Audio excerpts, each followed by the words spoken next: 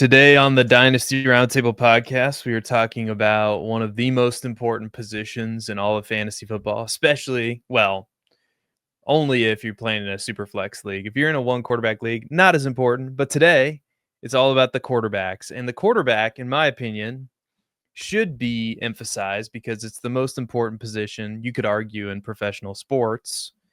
And I think it should be relatively important to us in fantasy football. But today, top 30 quarterbacks rankings and tiers. We're going to break it down for you. We're going to talk the position a little bit too, like our strategy when it comes to drafting quarterbacks, acquiring quarterbacks. We'll cover it all for you. Mr. Babbage, though, how are you doing this fine evening as we're recording here at around 6 Central? I'm doing great. I've had, some of the first genuine thought. We see fantasy football content all year, but there's truly a season change within us all, and that's the first time, unprompted, you're not listening to fantasy football content, you're not watching football, you're not watching sports, but that thought just pops into your head of, man, I can't wait for football. Like we think about it all the time when we're consuming football content, but it gets to right around June where you start planning your home league redraft, get that draft date ready. Your rookie drafts have, concluded. Some may be continuing to go, and you're just walking out in the sunshine. You think, man, there's going to be football on soon. And it's a great feeling. I just had that for the first time about a week and a half ago. I want to get redraft mocks going. I want to get dynasty mocks going. I want to get another startup draft going. But first, we're going to talk some quarterbacks. Yeah, and be tuned into the show because some of those opportunities might be popping up. I know for sure we're going to be doing some dynasty startup mocks here very soon. Those are a part of the plans. We haven't talked about doing another startup. We're in our rookie draft right now. In the Dynasty Roundtable in round 3. And if Cody is watching this, well, it's going to be too late. Cody Carpentier is on the clock right now at the 302. I'm sitting at the 306. I feel like I've done pretty well. I traded up to get Travis Hunter. I like that trade. I can't remember it off the top of my head for the viewers, so it's just going to be the secret between you and me, I suppose, but I did really like that move going up. Anytime you're getting Travis Hunter, it just feels so good, doesn't it? Doesn't it feel so good? Back in November, we were talking about how, he's basically our 101, 102 with Ashton Genty, and the entire time, we said receiver, receiver, receiver. If you follow Coach Speak Index, you may have seen a tweet that suggested that initially Travis Hunter is probably going to start with some third down packages on defense.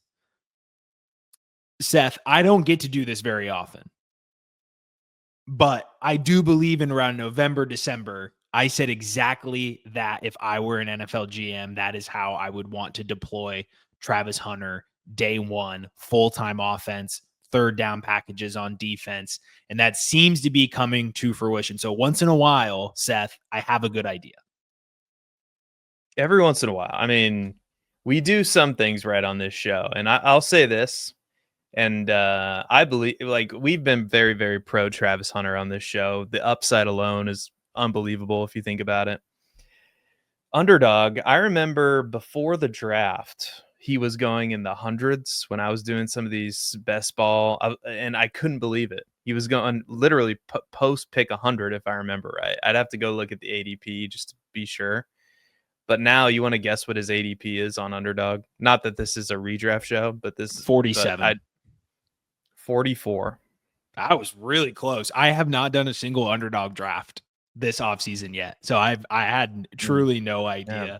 It feels to me, honestly, that the BBM 5 winner might be a pre-ADP shift Travis Hunter team. It feels like you're already so far behind the 8 ball, competing with Travis Hunter lineups that are 60 picks past ADP. Like, I'm not a best ball guy, but it almost seems like you got to avoid him, because if Travis Hunter is the nuts, then you're screwed if you're getting your first shares now versus 3 months ago or 2 months ago.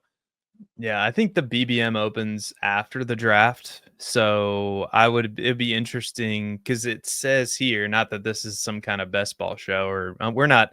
I'm still in training to be a best ball bro. I don't know if I'll ever get there, but it says here on April 29th, his ADP was 50.7 and now it's 44.1. So anyway, so it hasn't gone up too much. It corrected by the NFL drafts or post NFL draft, but before the NFL draft, like for us sickos doing Oh, big board, drafts. right? Yeah. So Well, big big board season, board. he was going pick 100. Yeah, Got it. Okay.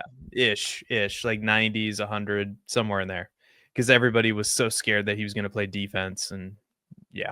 It's a weird Looks like he's time. going to play some wide receiver with Trevor Lawrence. And speaking of Trevor Lawrence, let's get into the quarterback discussion because Travis Hunter doesn't play quarterback. And I can see the YouTube comments already. These guys, 6 minutes into the episode, they haven't even talked about quarterbacks. Well, we're getting there. All right. We're talking about quarterbacks now. I do want to ask you before we jump into these quarterback waters, what is your preferred what's your preferred strategy when it comes to the quarterback? Like, obviously, if you're in the top 5 picks, it's in a super flex startup. It's pretty much what's going to happen. There's no mystery. It's Lamar, it's Jaden Daniels, it's Josh Allen, Jalen Hurts. Those are the top 4 picks in just about every startup that I've seen recently.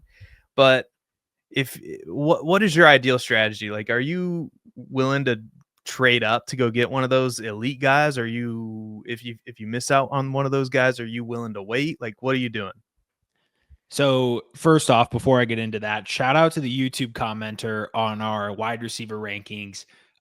He commented on our top 36 wide receiver rankings, said should be top 50, but thanks for 36. Yeah, So I saw that one, shout out to that guy. Thank you for watching. and I was like, we'll do top 50. We could do top 50 next time. I don't think that would be too Take us crazy. forever to get through top 50, but It'd be like a 2-hour show. But yeah, if you caught our startup strategy video, if you hadn't, go check it out on the channel. But we talk heavy about value and accruing value more than anything. I've made the mistake before of thinking it's worth it to trade up and get into that elite tier of quarterback in a super flex league. The fact of the matter is, I think I would rather be on the opposite end of that. And say if I'm at pick 4 in a super flex draft, you have Allen, Daniels, Jackson go back to back to back.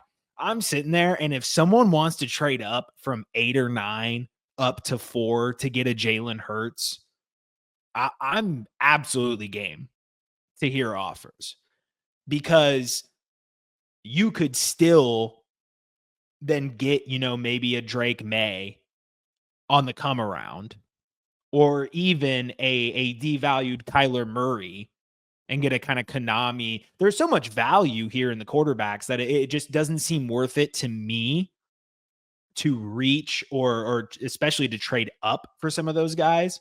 And in quarterback in general, I feel like it's kind of like tight end. If you're not getting the top end, it's okay to wait and pile up on a Baker Mayfield, Brock Purdy combo, or a Kyler Murray, Dak Prescott combo. And then maybe drafting like a Jackson Dart later or something like that. Even the Tua, like with his value later on, if you want to go for a more win now build or a more competitive build short term. There are so many options once you get later and when we look, the difference between, the high end QB2 and these low end QB2s really isn't that different. And it kind of comes down to weekly volatility. And guys like a Dak Prescott, a Kyler Murray, a Tua Tagovailoa have immense weekly upside. We've seen all of these quarterbacks finish as a top 12 quarterback in recent history. And yet their value, Kyler is close to a top 12 quarterback, but, Dak, Tua, way down there in terms of their rankings. So I kind of tend to go maybe towards a more zero QB build. If anything, I'm a hero QB. I'm down to get my top 12 guy in the first 2 rounds and then build my lineup around that. It is a very important position in Superflex, and it's when we talk about positional advantages, you get such a big advantage by having those quarterbacks with 30, 40-point weeks that it does, in a way, feel irresponsible to purposefully go into a draft without getting any of those. But at the end of the day, it's all about value and where you're drafting and what you can do around that. So Yeah. you have a lot of options. I'm generally not going to trade up. I'm just going to play the board and build what I can build and accrue value, like we've been kind of saying. Yeah, I agree with that 100%. I am, if I am one of the lucky people to get a top 4 pick, and this is an argument for an auction startup, by the way. The auction startup is the most fair way to do it because everybody starts out with the same amount of blind bid dollars or whatever you want to call them. The lucky 4 people that are in the top 4, the lucky 4 people that are in the top 4, they, I think, have somewhat of an advantage. Now, obviously, there are however many other picks that you're going to make, and obviously, if you're doing third round reversal, that kind of evens it out a little bit. Which I think, if you are doing a snake draft, it should be third round reversal. But let me know what you think of in the comments. Let me know what your preferred startup, settings are in the comments.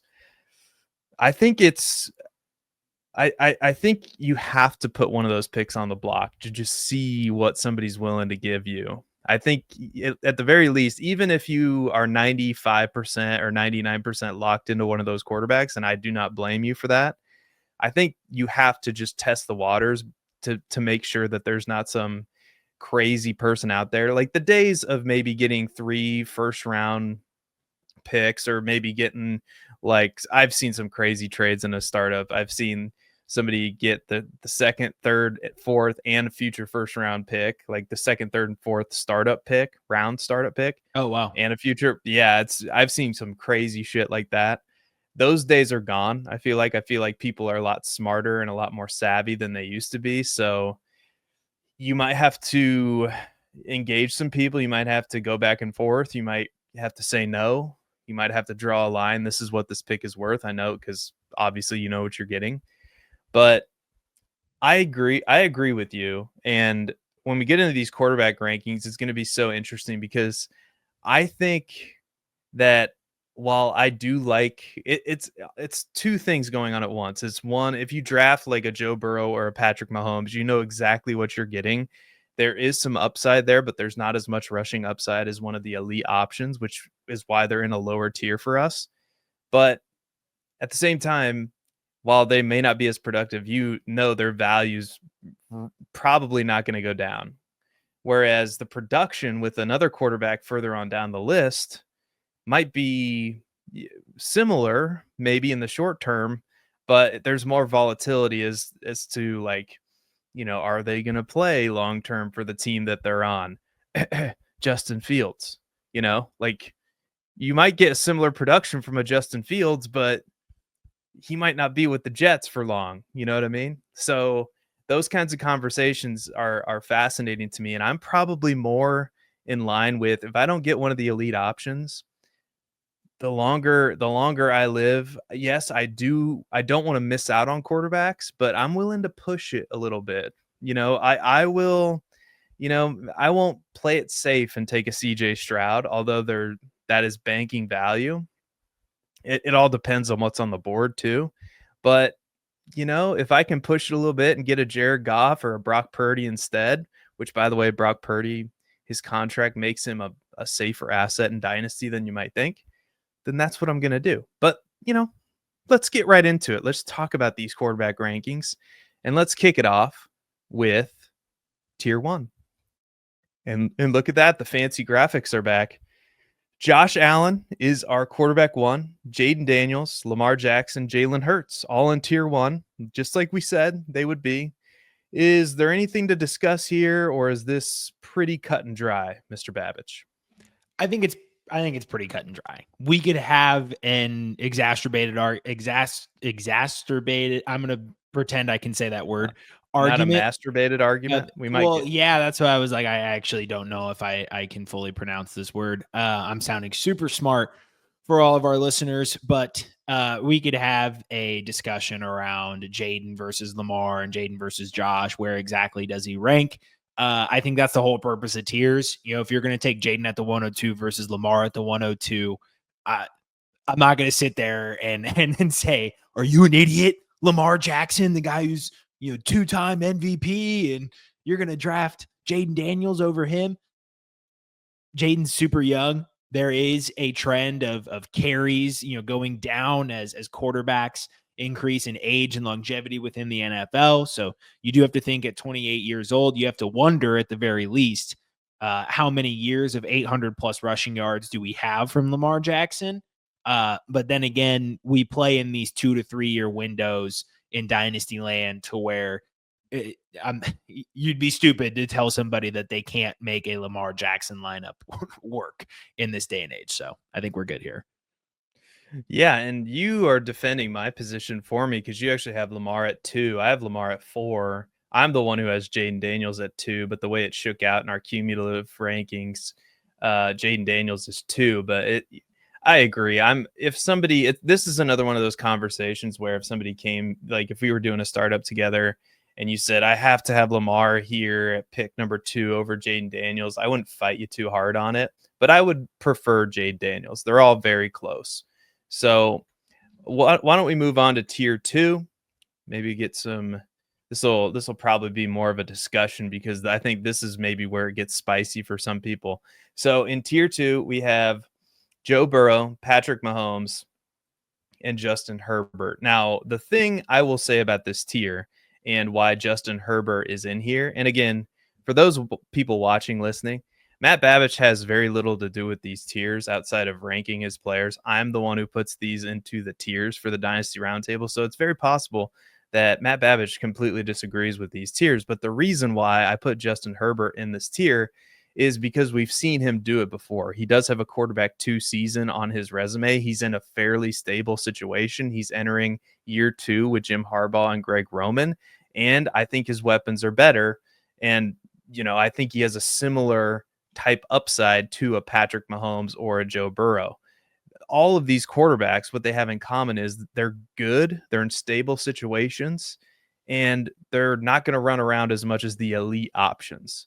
So I'm not going to lie, this tier of quarterback, while I do like the idea of having the value, and if these quarterbacks are getting passed up in the startup and they get pushed down maybe to round 2, which is unlikely, then maybe I'll think about it. But honestly, this tier of quarterback is probably the least interesting to me, just given what is on the board at the time where we're picking and what I have to give up to get them, because it's probably like, especially with Burrow and Mahomes, it's probably a mid first round startup pick is what we're talking about.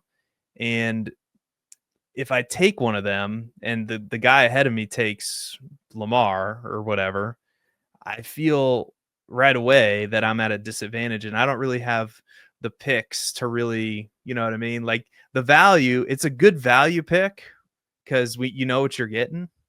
But in terms of upside, I don't know if it gives you the kind of advantage that you want. I get it. Burrow had a great year last year, but he's very dependent on throwing touchdown passes.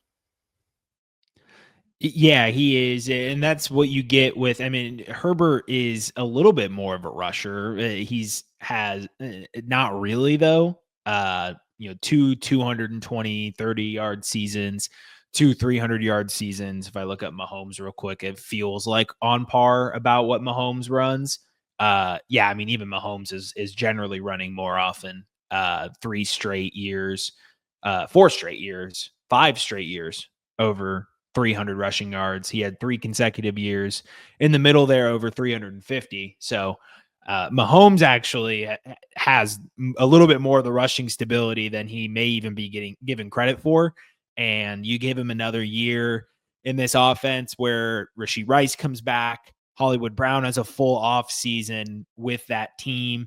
And Pacheco is back and healthy. We're going to have a lot more stability and success in the run game. There's a lot, and Xavier Worthy year 2. So I think this Chiefs offense is an offense that it was kind of gross. not very fantasy friendly, which is not what we're used to with Mahomes. And if there's ever been a buy opportunity for him in the Kansas City Chiefs offense, it is right now, with where Pacheco is valued, with where Rice is valued, Mahomes.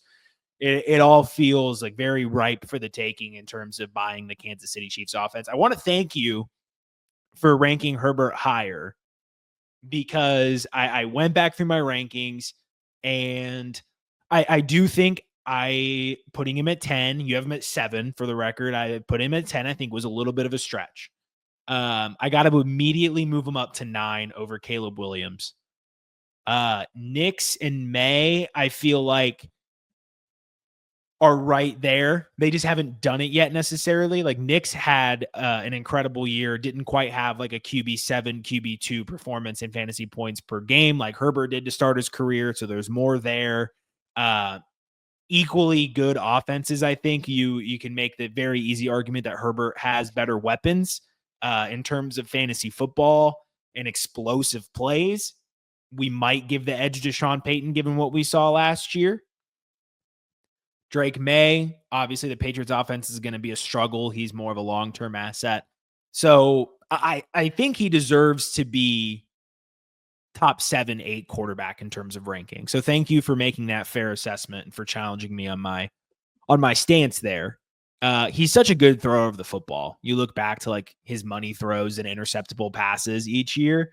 He always ranks like pretty highly in money throws and pretty low in interceptable passes. And he passes the eye test, certainly, when you watch him. And he gets clowned on social media. But, man, talk about a quarterback that just has had brutal luck with coaching and supporting casts.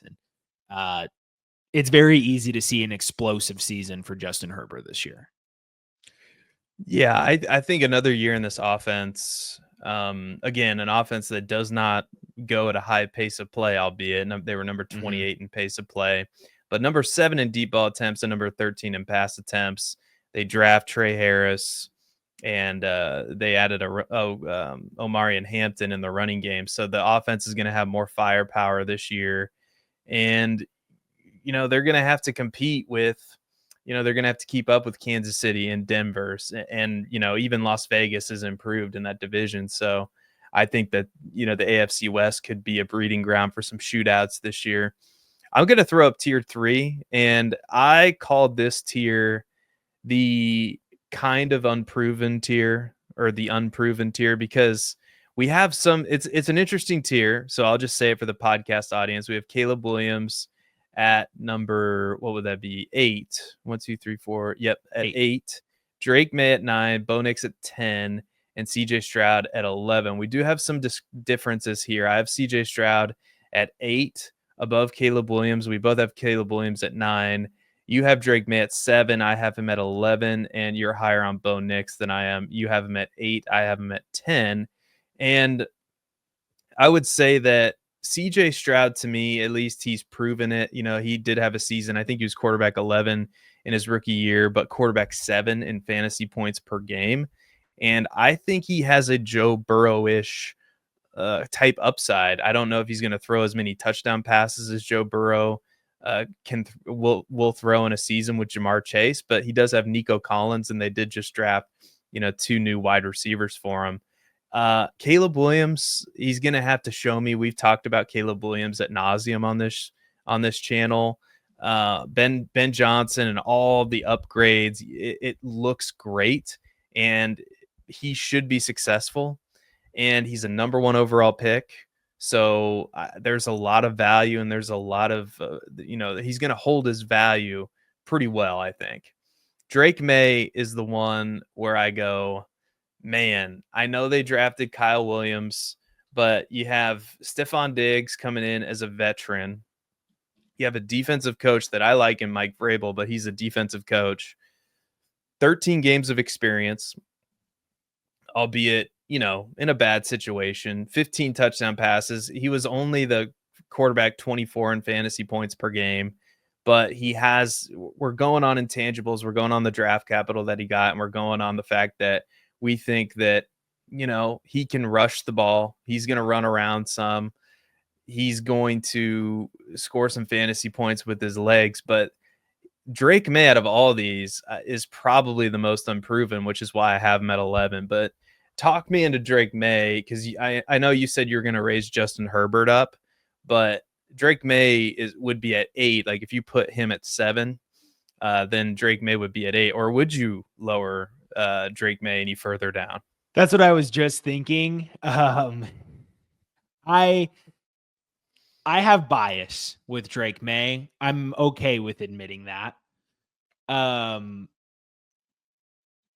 But when you look at the games where he started last year, the numbers are very skewed in terms of his full fantasy points per game.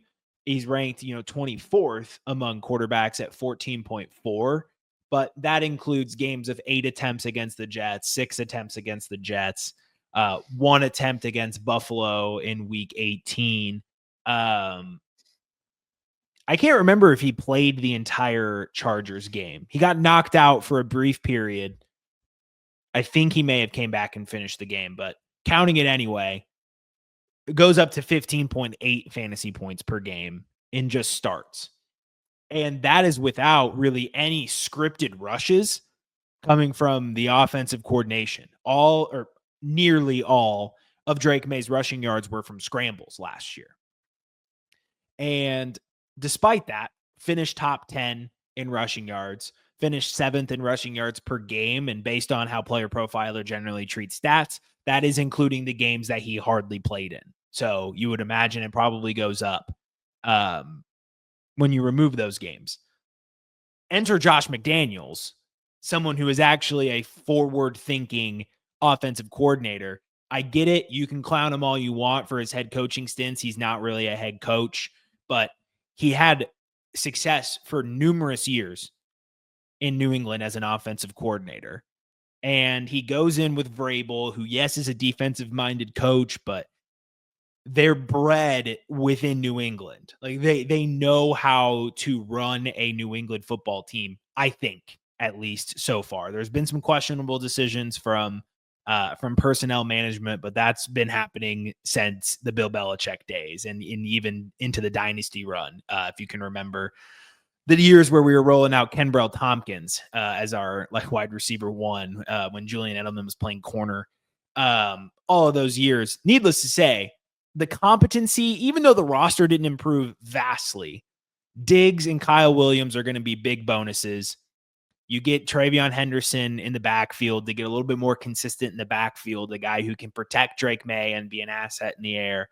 Get in some actual designed runs, especially in the red zone. He was 37th among quarterbacks in red zone carries per game last year.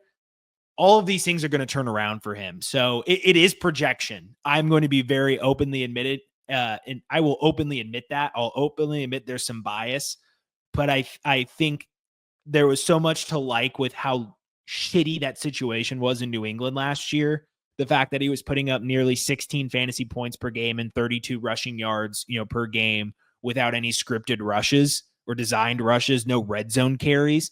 I thought Drake May was going to perform way worse, and I would have to hear bust conversations all offseason because of the setup that he was drafted in. And I feel like he's not getting enough credit for even just looking competent as a rookie in that god-awful situation. It's fair. And we're making the same argument for Caleb Williams, right? I mean, we thought he was in a good situation, but it turned out he wasn't. And it's funny. I just went to PFF, and the 3 quarterbacks, I just laughed when I saw this because I sorted it by their passing grade. Justin Fields, Drake May, and Caleb Williams are ranked back to back to back, with Justin Fields slightly edging them out. 65.7 passing grade, Drake May 64.9, and Caleb Williams 63.5. And then it's Deshaun Watson at 63.4. So again, Caleb Williams, Drake May, they're going to hold their value even if they have a bad year, but they're in better situations now than they were. So we're projecting them to take a step, especially Caleb Williams. So, but let us know what you think of our tiers thus far. If you're liking this, click like and subscribe. We're going to move to tier 4. And this is a situation where I just cannot quit Kyler Murray. I don't know what's going on. And obviously, I remember the days where Kyler Murray was a first round startup pick, if you can believe that. Kyler Murray, we have in tier 4, Jordan Love, Baker Mayfield, and Brock Purdy. So, what are your thoughts on this tier? And do you agree with the tier, Mr. Babbage? I do actually. I think Purdy is in the right spot here. I think Goff had a time where he could be in this tier. I think you factor in a little bit of age and just some natural degradation of the offensive firepower with the change in leadership.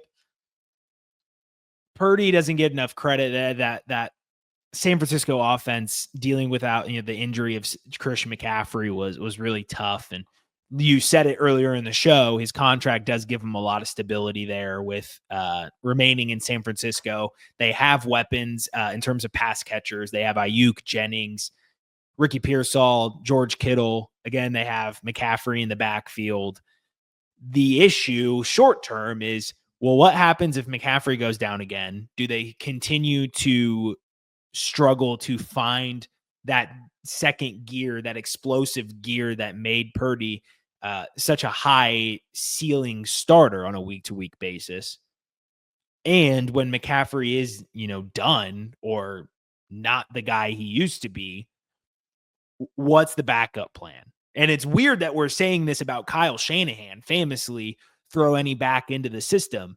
But even though the Garendos and the Jordan Masons are performing well in the stat sheet, these defenses are very clearly game planning towards, we're going to take the 1,000 paper cuts that you're going to give when you give, Garendo 27 carries for 120 yards, but you're not going to get in the end zone.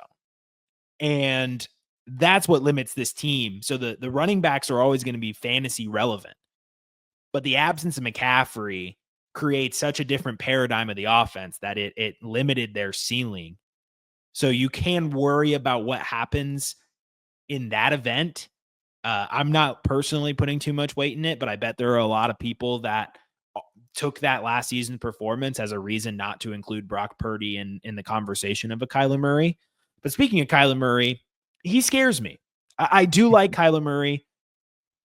I have a love-hate relationship with him. I hate watching him play football. I love that at the end of the year, I'm like, wow, he actually performed pretty well in fantasy. The ceiling games aren't there like they used to be. It's kind of more on a consistency, how he gets to where he is.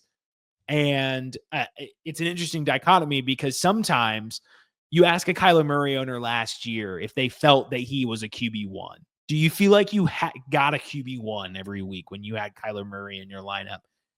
I included, you're going to say no. You're going to say no.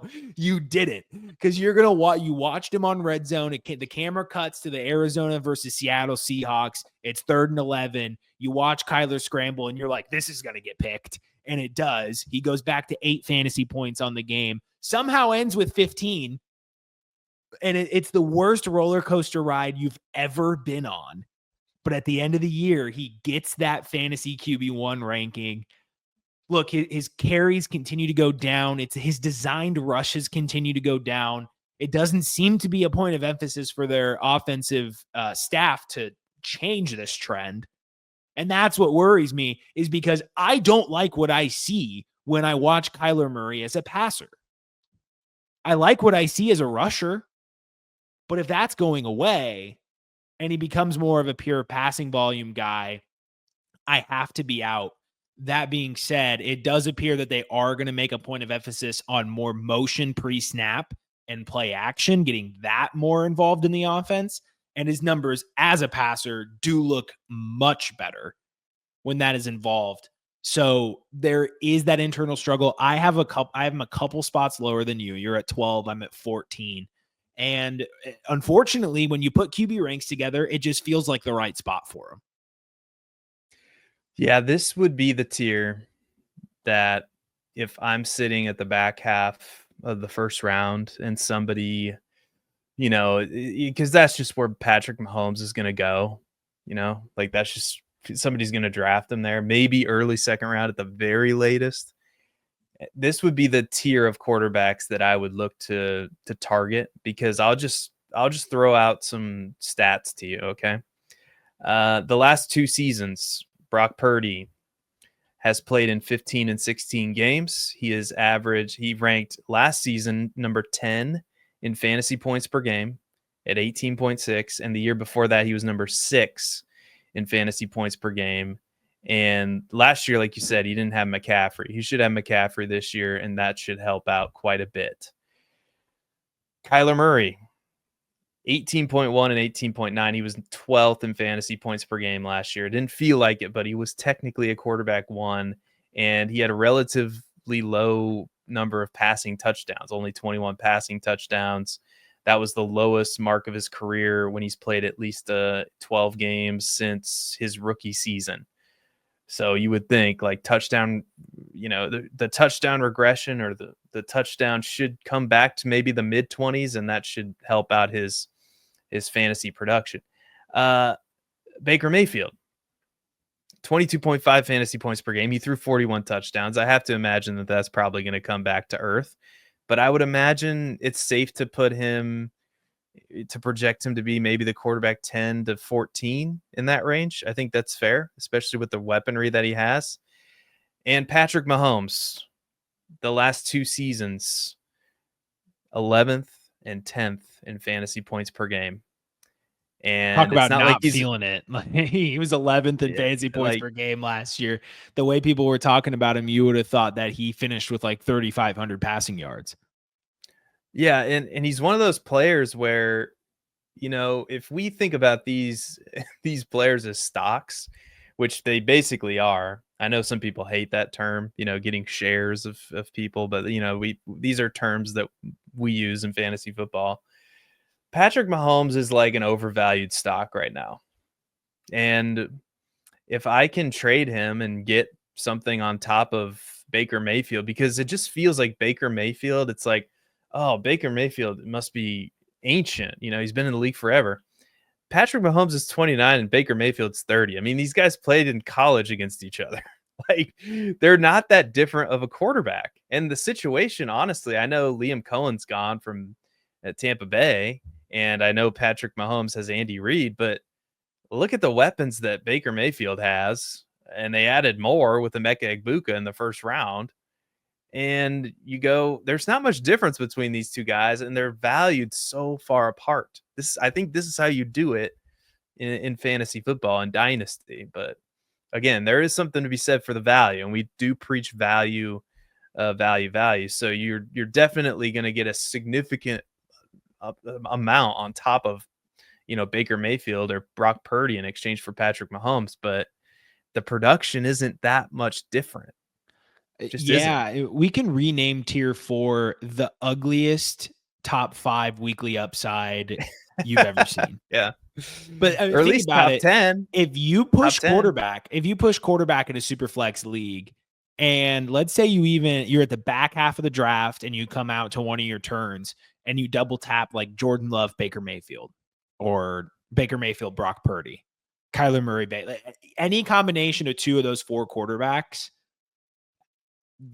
that sounds like a really good draft to me, especially if you take even maybe a guy like Baker and Purdy, who, like, Baker for some reason continues to get discounted because of offensive coordinators leaving and perceived age, and Purdy because of him being a Mr. Irrelevant. I think people are still trying to get over the fact that he probably should have been like a 2nd round pick, something like that, 1st round pick, even with the way he's been playing. He went to a Super Bowl. If you got Baker and Purdy in a super flex draft in, mid-ish rounds, and you built a gauntlet of a starting lineup with depth above you, man, the sky is the limit in terms of what you can do with a team like that.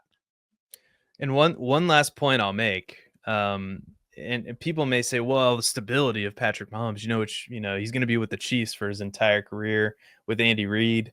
Let me just list you. We know Brock Purdy, we talked about his contract, but realistically, he's going to be on the 49ers until through the 2029 season with that dead cap, for sure through the 2028 season, because the dead cap hit in 2028 is 38.65 million. The dead cap in 2029 is 23.1 million. So likely they're not going to cut him for that unless he's just truly god awful, which I don't see happening with Kyle Shanahan.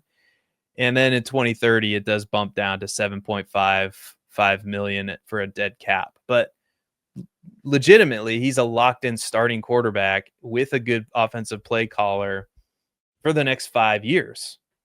Well, what about Baker Mayfield? Baker Mayfield is a locked in quarterback for the next 2 seasons with Tampa Bay. And then he has 3 void years on the end of that. He's an unrestricted free agent in 2027. So I'm not a cap expert. I don't pretend to know these void years, but you really think that Baker Mayfield, the way he's playing, is not a top 20 quarterback in the NFL, and that some team is just, not going to give him another Sam Darnold plus type contract or more? Like that's going to happen. And so these guys are more stable assets, especially Purdy, who I do have ranked over Baker Mayfield for that reason. So you get the stability, you get the coach with Baker Mayfield or with Brock Purdy, you get basically the same situation. It's just way cheaper. He just doesn't have the sex appeal of a Patrick Mahomes. So, and Jordan Love too. I know we kind of neglected to mention him.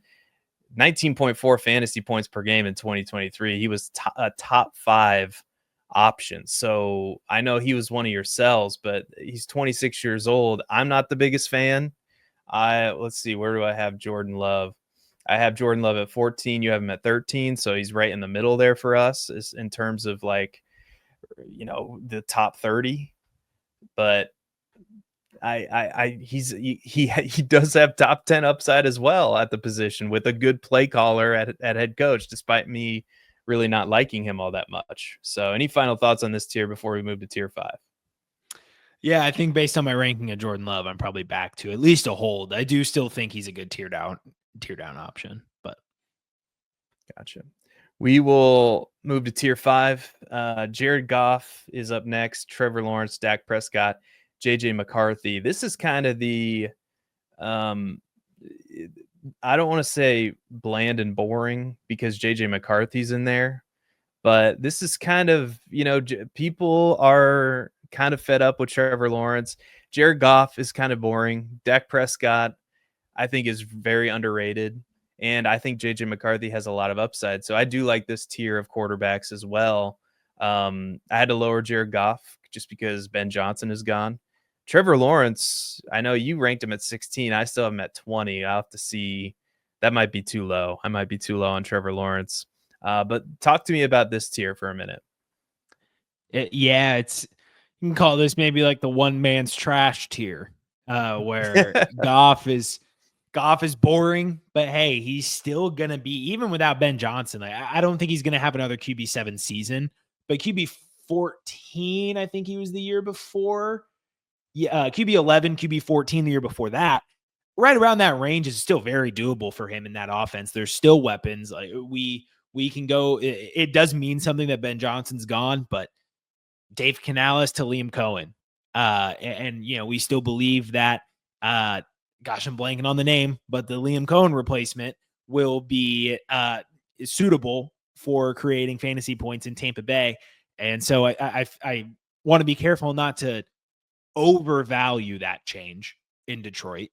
Dak Prescott, fully agreed. I completely believe he is underrated as well. The national spotlight in Dallas really doesn't do him any wonders. He has 2 seasons within the past 4 years, 4 seasons within the past 6 years of 20 plus fantasy points per game. He has done it. He has a history of production. And now you add in George Pickens, who I've talked about, Josh Gizzard. That's the Gizzard from Lizard. He's from like Lizard Lick, Louisiana or something like that. Thank you, Seth, for lobbing that up in the private chat for me to see. How could I forget the Gizzard from Lizard? That is an incredible thing for me to forget. But back to Dak Prescott, George Pickens in that lineup. We talked about how good that could be for the Cowboys offense. It certainly can't be a downgrade going from Brandon Cooks as your wide receiver 2 to George Pickens. and Dak Prescott coming back healthy. We'll talk about this in another video, but I actually think Jake Ferguson's underrated as well as a pass catcher. I think that whole Cowboys offense could be pretty underrated. And then McCarthy is kind of the wild card of the group, where he still has a bunch of insulated value because he's the starting quarterback of the Vikings. He had that first round pedigree. I think there's just a little bit of apprehension in terms of having an injured first season. You're like a rookie unknown, but everyone views you as a sophomore. So it's not really fair to JJ McCarthy to have some sort of mental block, but it is a little strange with all of his classmates and Caleb Williams and Drake May and Bo Nix. They've given us that year. We've seen something. With JJ, we've still seen absolutely nothing besides preseason snaps. So it is scary. I think he's right to be at the end of this tier, but I still have a lot of hope for JJ McCarthy as someone who I did say, a lot of hateful things towards him, but it was mostly because I thought he was way overvalued. Now I think towards his injury, he was properly valued, and maybe now he might be a little bit undervalued. Yeah, I think JJ McCarthy is underrated. I like JJ McCarthy for me. I have him at 16. You have him at 21. I just think the Kevin O'Connell factor, if he can do what he did with Sam Darnold this year, I think JJ McCarthy with all of those weapons in Minnesota, I think it's going to be a really good season for him. So you're projecting forward, it's possible he could stink, but I believe in JJ McCarthy. Again, I think even further down in this tier, I know Trevor Lawrence had an absolutely abysmal year that resulted in him only playing 10 games last season. But Liam Cohen comes in, they add Travis Hunter. I think that there's a chance that, he might not be a top 10 option, but could he sneak into the back end of quarterback one because like the top 12, because that's what he basically did in 2022 and 2023. But people were expecting him to be, the second coming of like whatever, Peyton Manning, which is his best comparable player on Player Profiler. He's still only 25 years old. And I have a hard time believing, and this is basically, I'm talking myself into, I have Trevor Lawrence too low. Basically, I have a hard time believing that if somehow this situation in Jacksonville blows up, that he wouldn't get a second opportunity somewhere, because every number one pick seemingly gets that second opportunity. So I'm in on Trevor Lawrence too as a buy. And Dak Prescott, Dak Prescott has been injured. Like, he's dealt with his fair share of injuries. That's true, including last year. He will be coming off of an injury, but there's no doubt that he, at 31, going to be 32 years old, still has a lot of juice left in the tank, playing on a team that's going to be in a tough division. There's a lot of upside there. There could be some shootouts in the NFC East too. And then Jared Goff's just a stable option. And I lowered him down because of the offensive coordinator, as I mentioned, I think before. Let's move to tier number 6, and there's only 2 more tiers left. So Bryce Young, Cam Ward, Michael Penix, and Tua Tagovailoa. Talk to me about Cam Ward, because I have come around on Cam Ward. This is our biggest difference or disagreement here. I have him at 17. You have him at 23.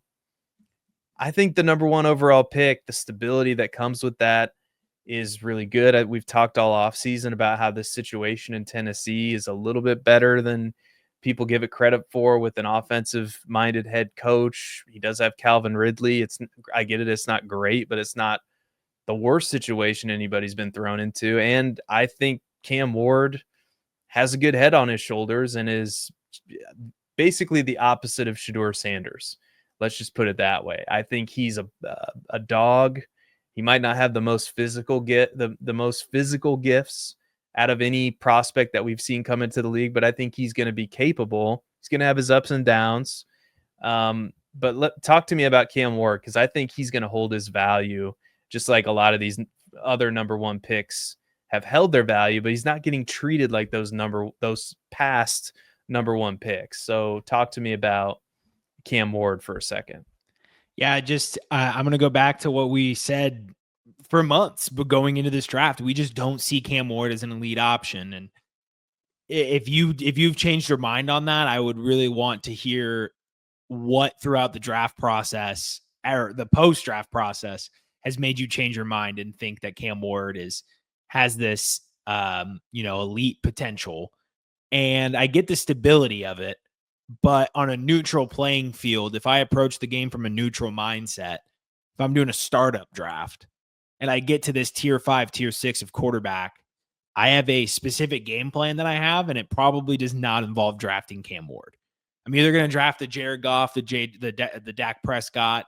If I want to go young here, I'm going to take JJ McCarthy, maybe Michael Penix. Like he did have, there's something on tape there. He's in a very good situation in what they have going in Atlanta, and on that offense, he has weapons much more so than Cam Ward. He has stability as a first round pick, and the guy that they signed Kirk Cousins, and then they drafted Michael Penix. So there's still a lot of stability there with Penix. There's a lot of stability with JJ McCarthy. I think there's stability with Bryce Young as well. And we're talking about the QB8 after the bye last week in fantasy points per game in Bryce Young, who has a coach who's all in on him.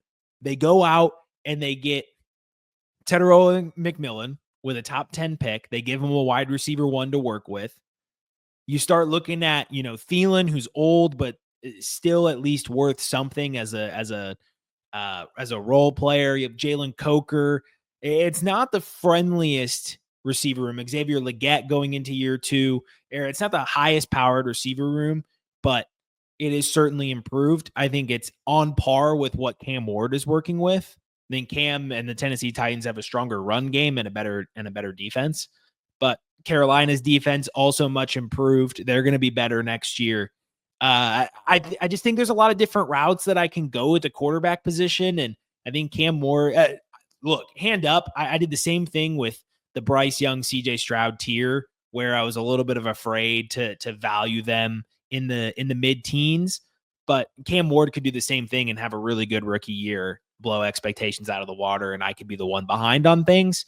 But I see Trevor Lawrence as a massive riser, Bryce Young as a riser, Penix and McCarthy as risers, and we have stable veterans, or at least relatively in terms of their production when they're on the field. Jared Goff, Dak Prescott, Tua, all with risks and age involved.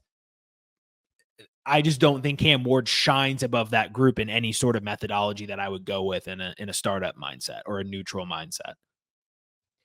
Fair enough. And I can agree and disagree at the same time. I agree that like Cam Ward, the reason I'm higher on him is because of the value that he brings to the table. And I think there's a real case that you can make that he should be the 102 or the 103 in a super flex rookie draft right now. I think that you can make a solid argument for it just based on if you're just purely drafting for value.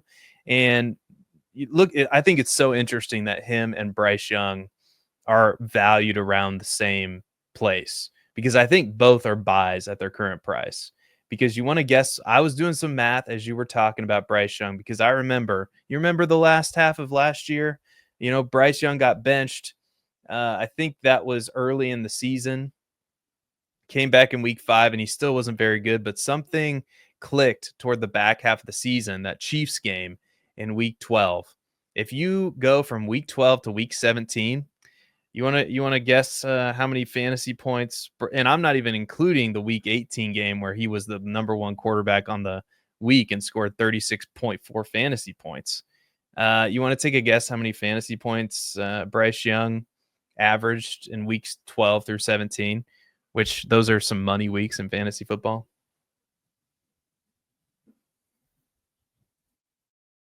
Oh, you're muted. We did it. It took us a while. I've went so long. I've gone so many shows, and I mute myself after I talk every single time, or almost every single time. I've gone so many shows without doing that. But I'm going to say about 17 fantasy points per game. I was looking through his numbers before we got to this tier, so I know roughly where it is. 17, 18. 18.6. Yep. Which is puts him in the range of being a top 10 quarterback if you could extrapolate that out for a full season. And he has Tedero McMillan this year as a primary weapon, and another year with Dave Canales in that system. So I'm buying Bryce Young. I'm buying Cam Ward. Michael Penix, he's going to have to prove it to me, so I have him a little bit lower. And Tua, just not much upside from a rushing perspective. Let's get in tier 7. Let's sneak it in maybe before the hour mark. We'll see what happens. So no promises, because Anthony Richardson is in this tier. We have Anthony Richardson, Jackson Dart, Justin Fields, Sam Darnold, Geno Smith, Matthew Stafford, and Russell Wilson. And I think the most polarizing name now in this tier that some people might get mad about is Anthony Richardson. And we've kind of talked about him on a previous episode. So if you want to go check that out, go for it. There's an in-depth conversation about what to do with Anthony Richardson right now. I think Matt's more of a hold. I'm more of a buy at his current price.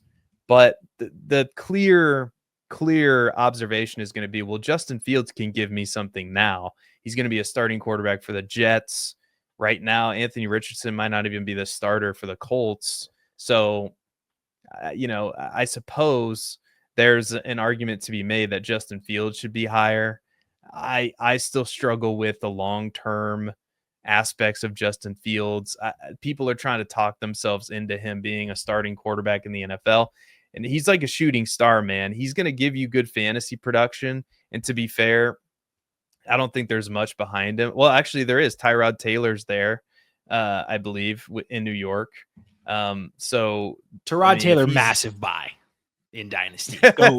I'm dead serious. If you're in a large roster league, Daniel Jones is rostered and a commodity right now with Anthony Richardson. We don't want to, because he doesn't have long stints of starting, but remember not too long ago when he was like the fantasy saving grace for the New York Giants going down the stretch when he came in relief for like Tommy DeVito and in those days.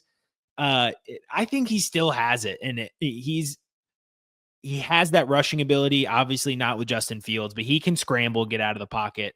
But with Fields and Richardson, like I think you hit the nail on the head where they can offer you something. Richardson is who knows. We've talked about how it might be better for him to not start the season, kind of like a Bryce Young, just take a step back. But the question is he going to take that step? It seems like Bryce Young made that step, became that leader, took that leap. Is Anthony Richardson going to have that moment? It feels like it's got to happen this year. If he's going to have that moment, it has to happen this year. Fields doesn't have a lot of long-term potential. He may not even start all 17 games in New York. Dart's probably the most underrated guy here in terms of his youth and being on a team that has a fair amount of weapons. Also a guy named Malik Neighbors and a decently healthy backfield and a trio of Tracy and Scadaboo and Singletary that can surely be productive. Maybe not going to blow you away, but they're going to be productive. If there can be some stability there in Dable, you think with getting a guy like Dart, if there's any sort of competency in year one, there's going to be an extension, or at least a short-term extension with Brian Dable.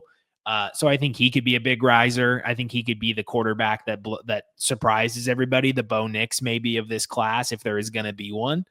And yeah, the rest of the guys I don't think are super noteworthy. They're older veterans with shorter shelf lives that, deserve kind of to be near the bottom, but in the top 30 because they are starting quarterbacks. Yeah, I think that this is the tier that you would target if you need a quarterback 2 or like if you need ideally a quarterback 3, ideally actually a quarterback 4. Yeah. If somebody gets hurt, like this is the tier that you're trading for. If you're just looking for a replacement, I guess Aaron Rodgers would enter the conversation here too, but he just wasn't very effective last season from a fantasy perspective. And I don't know if he's going to be much better this year, a year older with the Steelers. The upside with Anthony Richardson, just to talk about that briefly. I get it. The shoulder is concerning, and I wouldn't necessarily blame you if you wanted to get off of him, and there's definitely a scenario where it plays out much like Trey Lance, right? Where we had this top 5 pick in the NFL draft and it just never works out for whatever reason. That's definitely on the table. But in Dynasty, what I like to do is to lean into the uncertainty and to take some risks. Anthony Richardson is a massive risk, but I won't even really say that. He's a risk, definitely. But at this price, I mean, in the same tier that we have him, in the same realm as Justin Fields or Sam Darnold or Geno Smith, and all of those guys, I'm sorry to say, I know that they sign contracts, and I know that there's some guaranteed money with those contracts, but all those guys could be playing on different teams next year, depending on how this season shakes out. So again, this is the tier that you're targeting for a short-term fix. It's not a long-term solution. The one name in this tier that I'm super intrigued by, that I still think has a lot of upside, is Anthony Richardson, and also Jackson Dart I'm intrigued by as well. I think he's super cheap, so I'm in on Jackson Dart, and I would probably prefer those two guys just based on the upside swing. If I'm a rebuilding team, I want Anthony Richardson and Jackson Dart. If I'm a competitive veteran laden team that's looking to win now, yeah, sure, I'll lean into the veterans to give me some immediate production, because there's no doubt Justin Fields is going to give you some immediate production. Like, I'm not saying he won't, but just as a long-term asset, I don't buy him. So any final thoughts on this quarterback, as we're right about an hour? Maybe we recap the full 1 through 30 for the podcast audience. Yeah, I'll say one last thing on Anthony Richardson and then recap real quick.